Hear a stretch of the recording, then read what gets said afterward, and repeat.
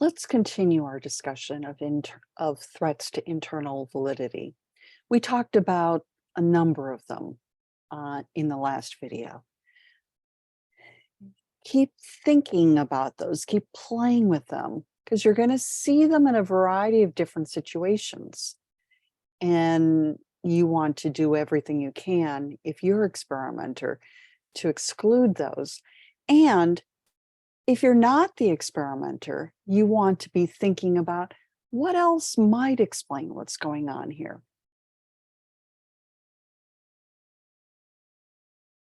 So our seventh threat is attrition, or loss of particular participants.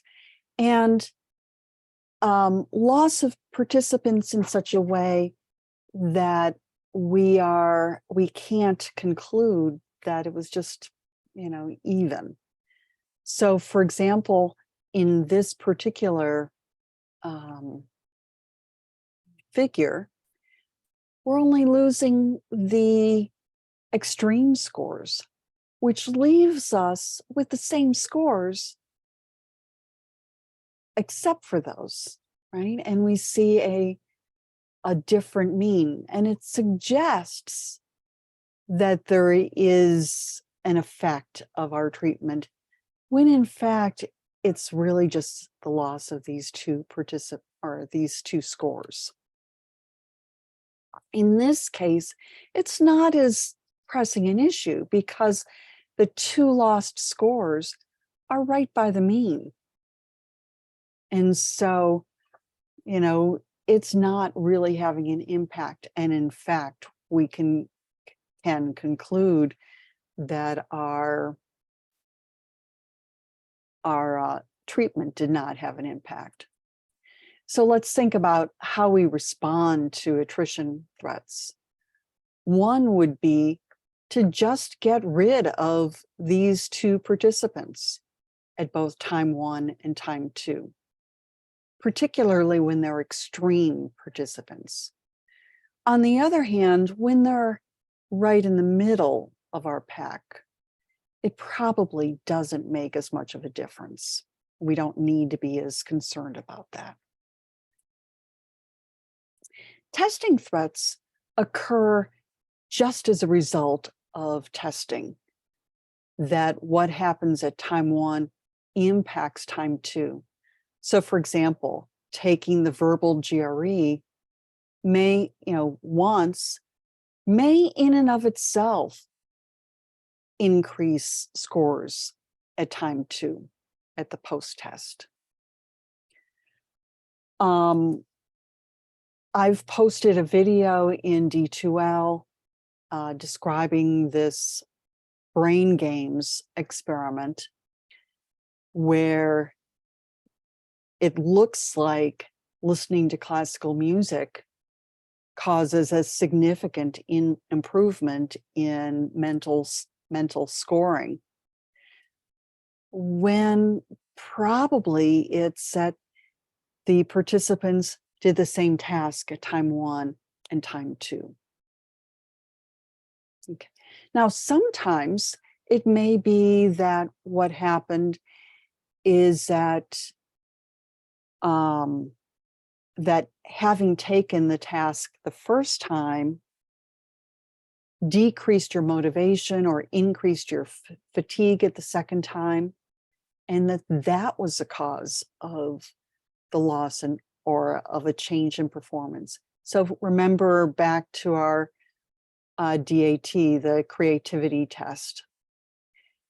Perhaps people didn't do significantly better at the second time, not because there wasn't any improvement, but that they're just not as, they were more tired.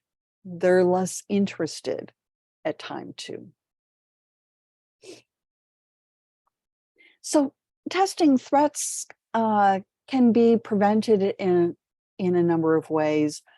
One way is to use, either just not use a pretest, or perhaps we have a comparison group that allows us to be able to draw some conclusions about what's going on here.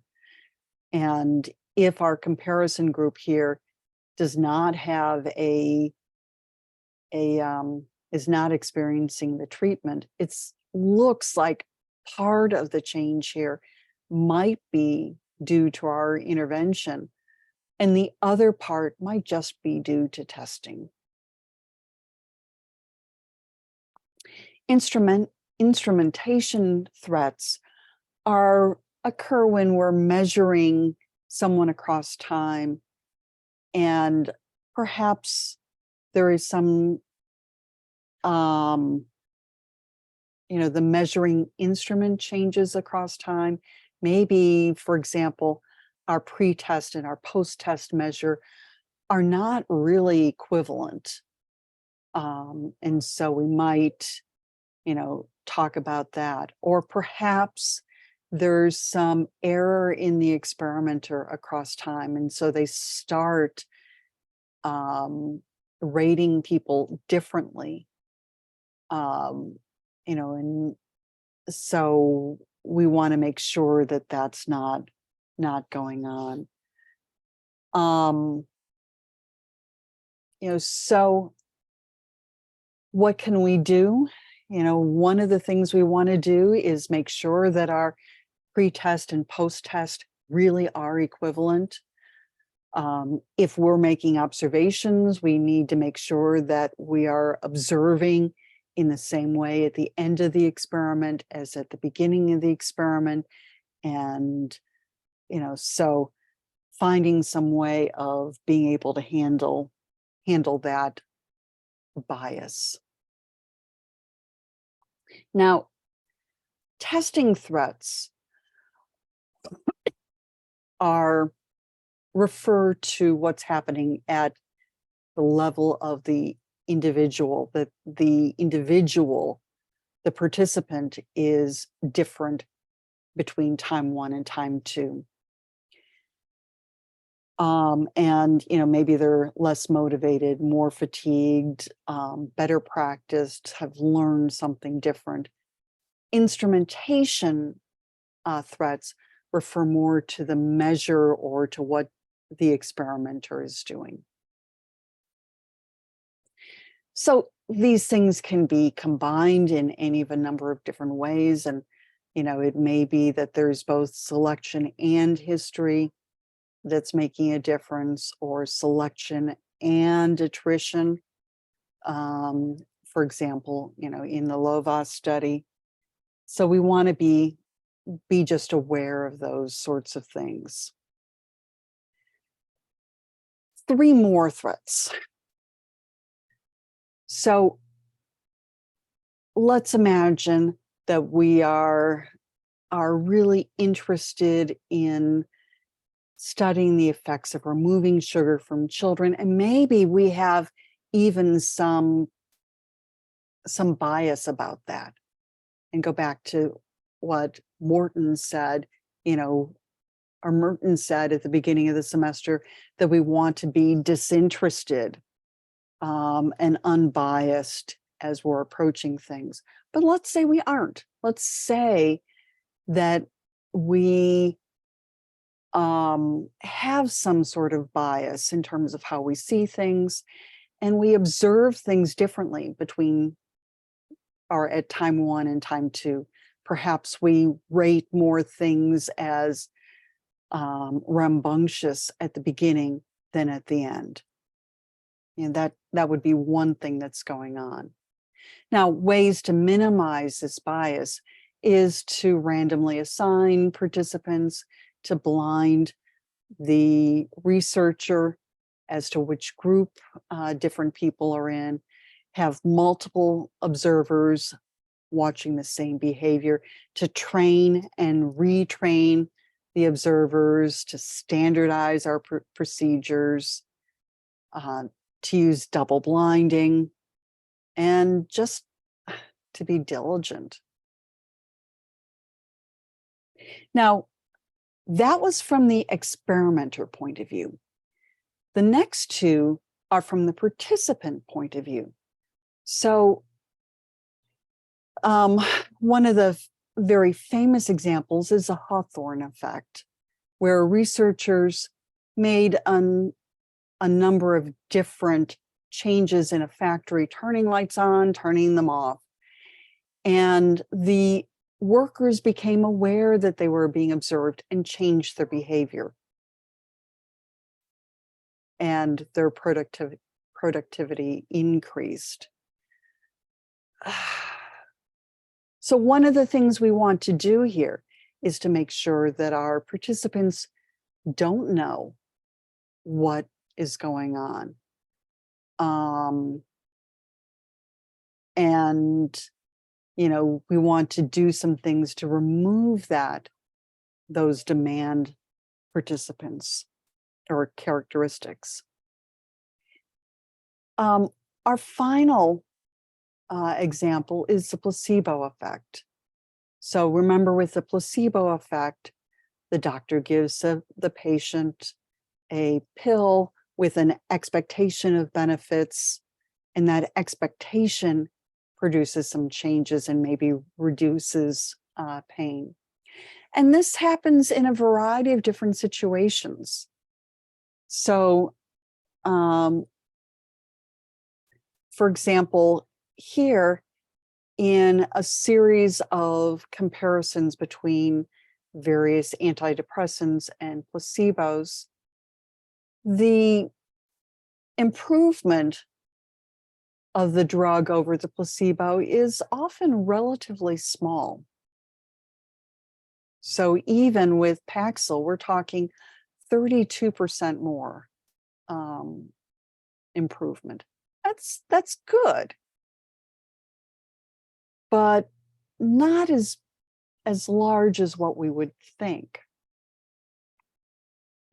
So with placebo effects and with demand characteristics, and also with observer bias, we may do a number of different things to remove those influences. One is we may do some single blinding.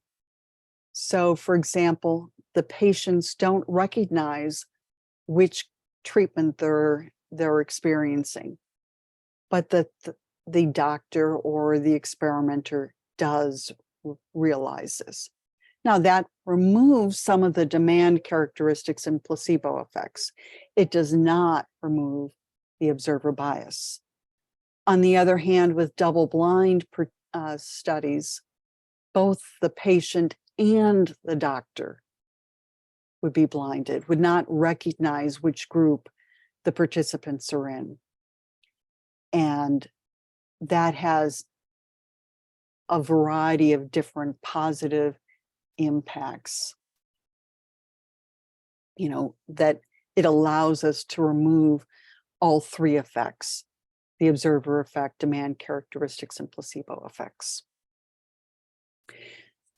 So, one of the things we want to be thinking about is this really a placebo effect?